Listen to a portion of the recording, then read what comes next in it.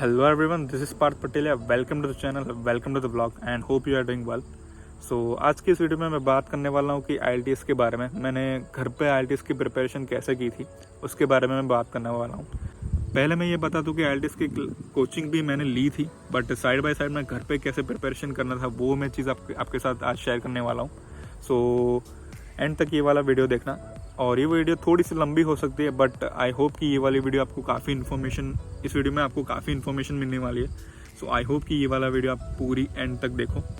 और सबसे पहले मैं IELTS के बारे में थोड़ा सा बता दूं कि IELTS एक्चुअल में है क्या। सो IELTS एक इंग्लिश टेस्ट है जिसमें 4 मॉड्यूल्स आते हैं, listening, writing, reading and speaking.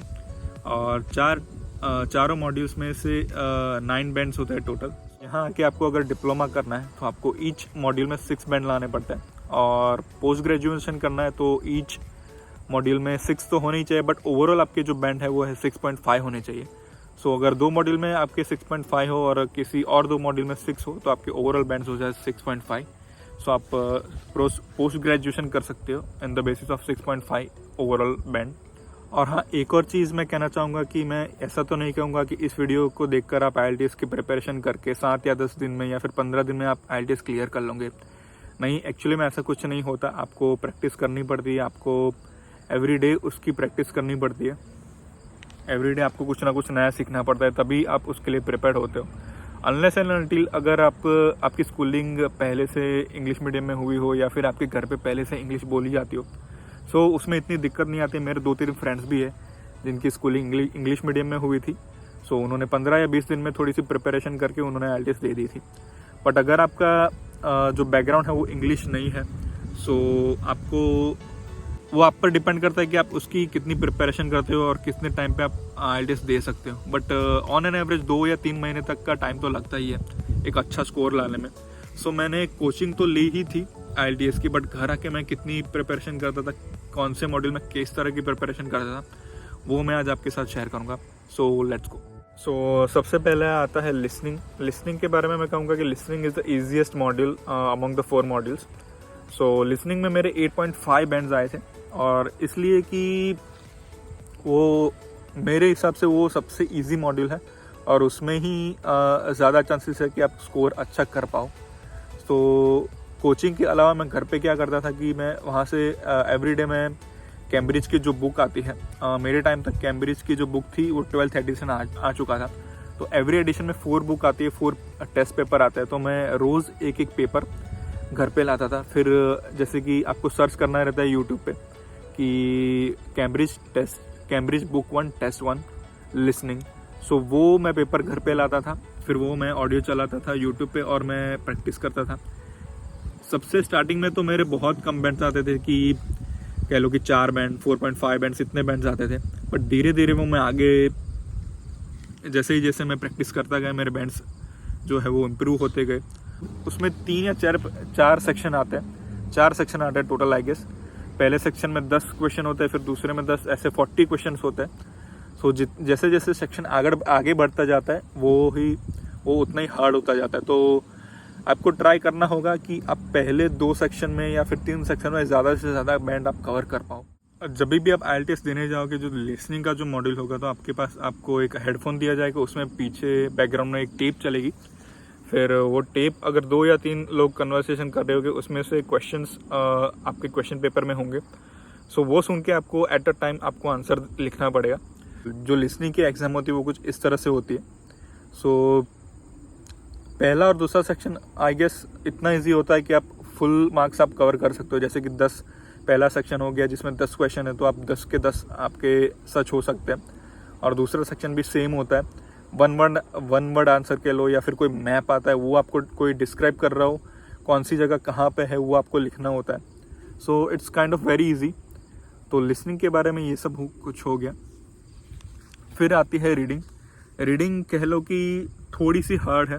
Reading में स्कोर करना थोड़ा सा मुश्किल होता है, क्योंकि उसमें आंसर कभी कभी नहीं मिलते और उसमें टाइम अक्सर ये होता है, काफ़ी लोगों को ये होता है कि टाइम उसमें थोड़ा सा कम हो जाता है। तो उसके लिए मैंने प्रैक्टिस मैं सेम तरीके से करता था कि जहाँ पे मैं कोचिंग जाता था वहाँ से मैं एवरी डे एक पेपर लेकर आता था। फिर रीडिंग में क्या होता है कि आपके पास 60 मिनट्स होता है। 60 मिनट्स में आपको 40 क्वेश्चंस अटेंड करने होते हैं। 40 में से आपको बैंड लाने मतलब स्कोर करना पड़ता है। सो उसका जो बैंड का जो क्राइटेरिया वो मैं यहीं कहीं डाल दूंगा। लिसनिंग का और रीडिंग का सेम क्राइटेरिया होता है कि जैसे कि 40 में से 40 है आपके, तो आपके 9 बैंड्स हो गए। फिर 23 से लेकर 26 मार्क्स अगर आपके आते हैं तो आगे 6.5 या 6 बैंड आता है। आगे 6 आते होंगे 23 से लेकर 26 तक। जैसे आपके 27 आते हैं तो वो हो जाता है आपका 6.5 बैंड। सो रीडिंग की मैं बात करूं तो एवरी डे मैं एक पेपर लाता था, फिर मैं स्टॉपवॉच चालू कर देता था कि 60 मिनट जैसे ही हो जाती थी वहीं पे मैं स्टॉप करता था। स्टार्टिंग में क्या होता था कि रीडिंग में बहुत टाइम लैग होता था कि 60 मिनट में कह लो कि 15 क्वेश्चन या 20 क्वेश्चन ही अटेम्प्ट कर पाता था मैं। बट डे बाय डे मैंने सबसे पहले बहुत आसान रीडिंग की थी ताकि मैं वो मैच कर पाऊँ वो मिनट जो टाइमिंग होता है वो। तो स्टार्टिंग में मैं 15-20 क्वेश्चन ही अटेम्प्ट कर पाता था, बट जैसे डे बाय डे मैं एवरीडे प्रैक्टिस करता गया सो मेरी वो जो कैपेबिलिटी है वो बढ़ती गई। फिर मैं 30 क्वेश्चन, 35 क्वेश्चन, 40 क्वेश्चन तक भी आ गया। फिर मैंने हार्ड रीडिंग स्टार्ट की, जो हार्ड क्वेश्चंस होते हैं, जो हार्ड क्वेश्चन पेपर होते हैं वो मैं लाकर प्रैक्टिस करता था। उसमें रीडिंग में 3 पैराग्राफ होते हैं जो एकेडमिक IELTS होता है उसमें। सो 3 में तो उसमें 13 क्वेश्चन एंड 14 क्वेश्चन होता है, ऐसे करके 40 क्वेश्चन होते हैं। सो पहला पैराग्राफ बहुत इजी होता है, फिर दूसरा जो होता है वो थोड़ा सा मॉडरेट होता है, और जो थर्ड पैराग्राफ होता है वो बहुत ही डिफिकल्ट रहता है। सो रीडिंग के बारे में मैं एक टिप आपको कहना चाहूँगा कि पहला जो पैराग्राफ है उसमें आप ट्राई करो कि 15 से 16 मिनट में वो आप पूरा ख़त्म कर लो। 13 क्वेश्चन होते हैं और वो ईजी भी बहुत होता है, जल्दी जल्दी आपको आंसर भी मिल जाता है। तो पहला जो पैराग्राफ है वो 15 से 16 मिनट आप ले लो। फिर दूसरा पैराग्राफ है उसके लिए आप 20 मिनट्स कर लो, और जो थर्ड पैराग्राफ है वो उसके लिए आप 20 से लेकर 25 मिनट्स तक आप स्पेयर कर सकते हो। और आखिर के जो 2 या 3 मिनट आपके पास रह जाते हैं तो अगेन आप आंसर भी चेक कर सकते हो क्या कोई स्पेलिंग मिस्टेक तो नहीं है, या फिर कोई कैपिटल लेटर्स या फिर स्मॉल लेटर्स में ऐसा कुछ गड़बड़ नहीं है, या फिर आंसर ऊपर नीचे आपने लिख ना दिए हो, तो वो सारा कुछ आप चेक कर सकते हो। सो रीडिंग में मेरे आए थे 6.5 बैंड। उसमें मैंने गलती मेरे से ये हो रही थी कि ट्रू फॉल्स और नॉट गिवन में मुझे बहुत ही कन्फ्यूजन होता था कि कौन सा ट्रू है, कौन सा फॉल्स है और कौन सा नॉट गिवन में है। जो थर्ड ऑप्शन है वो बहुत डिफिकल्ट है। आप कह सकते हो कि ट्रू आप लिख सकते हो, फॉल्स लिखते हो, बट नॉट गिवन आपको ढूंढना पड़ता है, आपको खुद से सोचना पड़ता है कि ये क्वेश्चन पूछा गया है तो वो नॉट गिवन है कि नहीं है। सो वो मेरे से एक गलती हुई थी रीडिंग में। सो रीडिंग में that's why I got 6.5 band. और तीसरा जो मॉड्यूल आता है वो है स्पीकिंग का मॉड्यूल। स्पीकिंग मॉड्यूल कह लो कि आप डे बाय डे जैसे ही आप इंग्लिश मूवीज़ कह लो या फिर इंग्लिश कमेंट्री सुन लो, उसकी वजह से आपकी इंग्लिश बहुत ही इंप्रूव होती है। स्पीकिंग में आपको बहुत हेल्प मिलती है। स्पीकिंग का मैं ओवरव्यू देता हूँ तो उसमें भी 3 सेक्शन आते हैं। पहला सेक्शन जब आप एंटर करोगे तो एग्जामिनर आपको सब कुछ बताएगा कि we are going to start your speaking test. फिर आपको बताएगी कि 3 पार्ट आते हैं। पहले पार्ट में आपके बारे में नॉर्मल से ही कन्वर्सेशन होगी, नॉर्मल से ही वो क्वेश्चनर होगा। सो आपको आंसर देना है जो भी वो पूछेगा, बट आपको ध्यान ये रखना है कि स्पीकिंग में आपकी कन्वर्सेशन चलती रहे, आप अच्छे से आंसर दे पाओ। जिस टेंस में उसने क्वेश्चन पूछा है एग्जामिनर में, उसी टेंस में आप आंसर दो। और हो सके तो पहले क्वेश्चन में पहला जो पार्ट है, पहला जो सेक्शन है, उसमें जो क्वेश्चन पूछे उसके 2 या 3 सेंटेंस में आप आंसर आप ख़त्म कर दो। ना ही उसको शॉर्ट रखो, ना ही उसको इतना लंबा करो, क्योंकि वो नॉर्मल सा ही क्वेश्चन होता है। सो उसमें ना ही आपको यस नो में आंसर देना है। आप यस कह सकते हो, फिर आपको थोड़ा सा उसको इलाबोरेट करना रहता है। जैसे कि उसने पूछा कि आप कौन सी सिटी में रह रहे हो, तो आप बताते हो कि मेरा एग्जांपल लेता हूँ। सो मैं बताता हूँ कि आई लिव इन बड़ौदा। सो बड़ौदा के बारे में भी आपको थोड़ा सा बताना है कि बड़ौदा में ये जगह पे ये चीज़ है, ये घूमने वाली प्लेसेस है। 2-3 सेंटेंस में आपको आंसर देना होता है। फिर दूसरा जो सेक्शन होता है वो है क्यू कार्ड।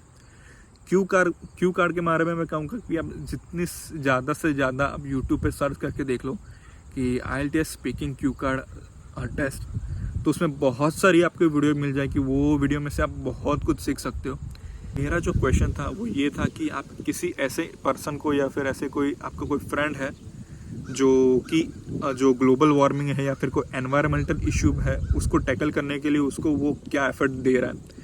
फिर उसमें ही सब क्वेश्चंस होते हैं, 3 क्वेश्चन होते हैं। वो इंसान कौन है, आप उससे कैसे जानते हो, या फिर वो कौन से एफर्ट्स दे रहा है, ये सब ऐसे उसके 3 या 4 सब क्वेश्चन होते हैं। वो उसको आपको आंसर देने के लिए, आपको आंसर प्रिपेयर करने के लिए आपको 1 मिनट दी जाती है कि आप सब पॉइंट लिख लो, या फिर पेंसिल एंड पेपर आपको दिए जाते हैं, उसमें आप पॉइंट्स बना के लिख लो कि हाँ ये इंसान है, ये एफर्ट्स ऐसे डाल रहा है, या फिर ये काम कर रहा है, ये ऑर्गेनाइजेशन वो रन कर रहा है। उसके लिए आपको 1 मिनट दिया जाता है। फिर वो स्टॉप वॉच चालू कर देता है, टाइमर चालू कर देता है। 2 मिनट का आपके पास टाइम होता है। सो 2 मिनट में आपको अच्छे से पूरा आंसर देना है। सारे सब क्वेश्चन है, पूरा जो क्वेश्चन है आपको उसका आंसर अच्छी तरीके से देना है। सब अच्छे से टेंस यूज़ करने हैं, फिर कोई इडियम्स हो गए वो आपको यूज़ करने हैं, या फिर लंबे लंबे सेंटेंस यूज़ करना है।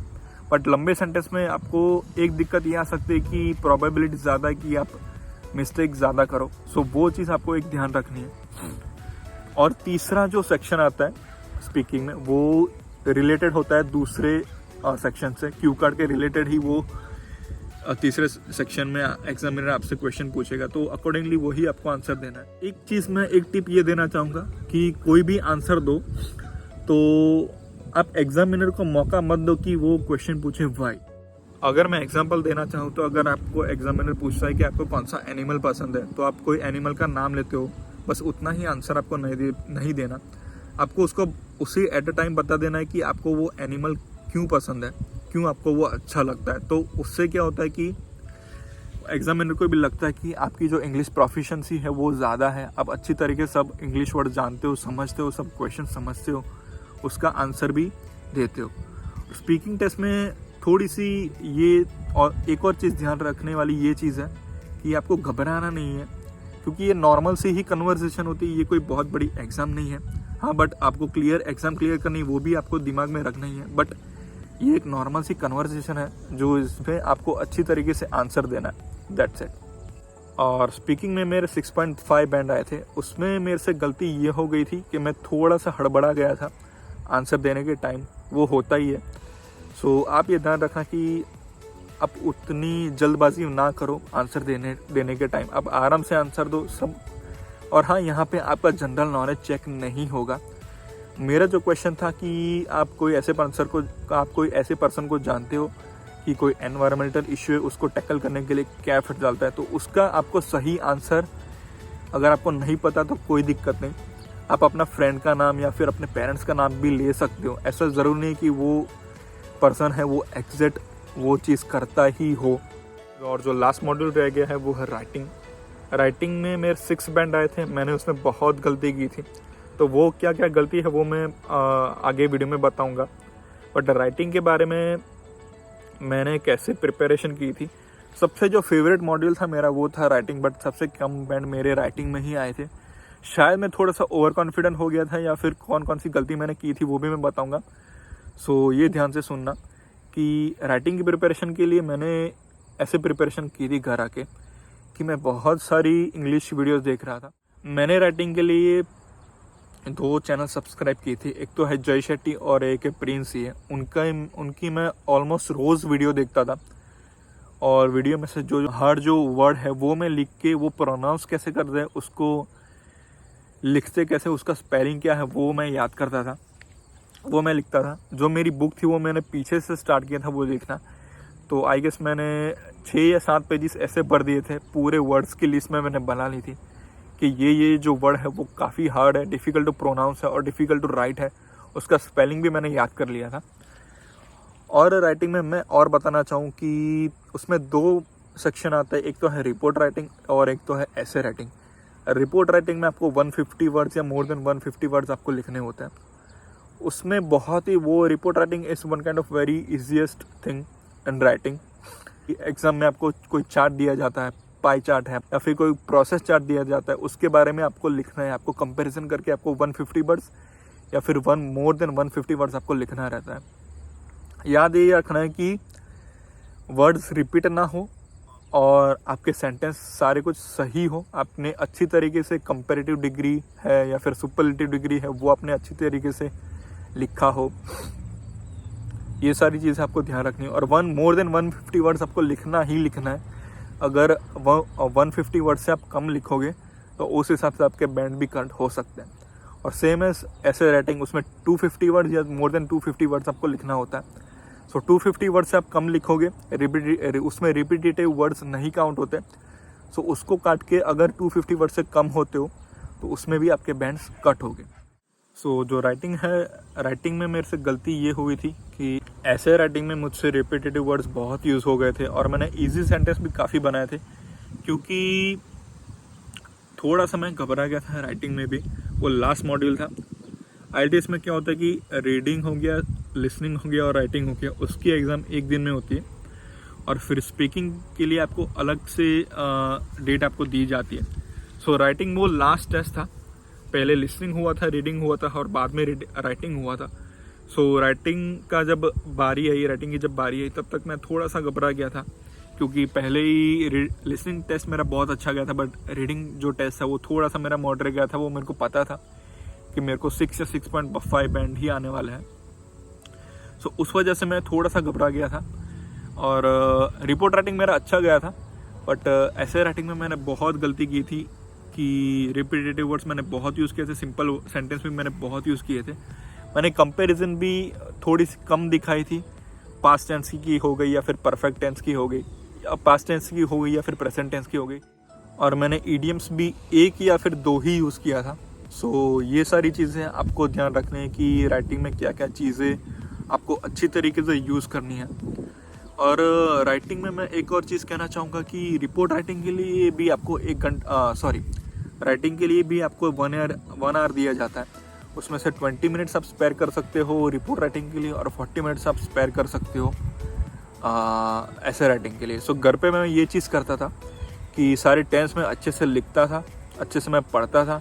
मैंने बुक्स भी काफ़ी पढ़ी थी उस टाइम पे। मैंने तब तक कोई भी बुक्स नहीं पढ़ी थी, बट जब मैं IELTS की प्रिपरेशन करता था तब मैंने घर आके मैंने 2-3 PDF डाउनलोड कर ली थी। एक बुक का नाम था कि 7 मिलियनर हैबिट्स, ऐसा कुछ बुक का नाम था। वो मैंने बुक पूरी पढ़ी थी। सो बुक पढ़ने से भी मेरे को काफ़ी बेनिफिट हुआ था। और वो वर्ड्स की लिस्ट ने भी मुझे बहुत हेल्प की थी राइटिंग में, क्योंकि तब तक मुझे इतने ज़्यादा वर्ड्स, इतने डिफ़िकल्ट वर्ड्स मुझे नहीं पता थे। बट जब राइटिंग का एक्चुअल जब मैंने एग्ज़ाम दी तब वो थोड़ा सा मैं घबरा गया था, तो थोड़ी सी वहाँ गड़बड़ हो चुकी थी। बट ये सारी चीज़ें आपको ध्यान रखनी है। और राइटिंग में मेरे 6 बैंड आए थे, ओवरऑल मेरे 7 बैंड आए थे। लिसनिंग में 8.5, रीडिंग में 6.5, स्पीकिंग में 6.5 एंड राइटिंग में 6। और जब भी आपका रिजल्ट आता है, जब भी आपको वो ईमेल आती है, तो उसमें सारा कुछ आपको मेंशन किया हुआ रहता है कि आपने ये जगह पे आपने अच्छा परफॉर्म किया है और इन चीज़ों पे आपने भूल की है, कौन कौन सी आपने गलती की है, वो भी सारा कुछ ईमेल में लिख कर आता है। सो वो एक अच्छी चीज़ है। सो ये पूरी वीडियो हो गई कि IELTS की प्रिपरेशन मैंने घर पे कैसे की थी। आपको टाइम लगेगा, ऑब्वियस सी बात है, तो उसमें इतनी घबराने वाली बात नहीं कि इतना टाइम आपको क्यों लगता है, सबके साथ ये होता है। सो आई होप कि ये वाली वीडियो आपको अच्छी लगी हो, आपको काफ़ी सारी इन्फॉर्मेशन आपको रिसीव हुई हो। अगर आपको वीडियो अच्छी लगी तो please like the video, share the video and subscribe the channel. मिलते हैं नेक्स्ट वीडियो में, तब तक के लिए अपना ख्याल रखिएगा, अपने लोगों का ख्याल रखिएगा। मिलते हैं नेक्स्ट वीडियो में। See you, tata, bye, take care. And सपनों का काम है टूटना, आप सपने देखो तो सही। पीस।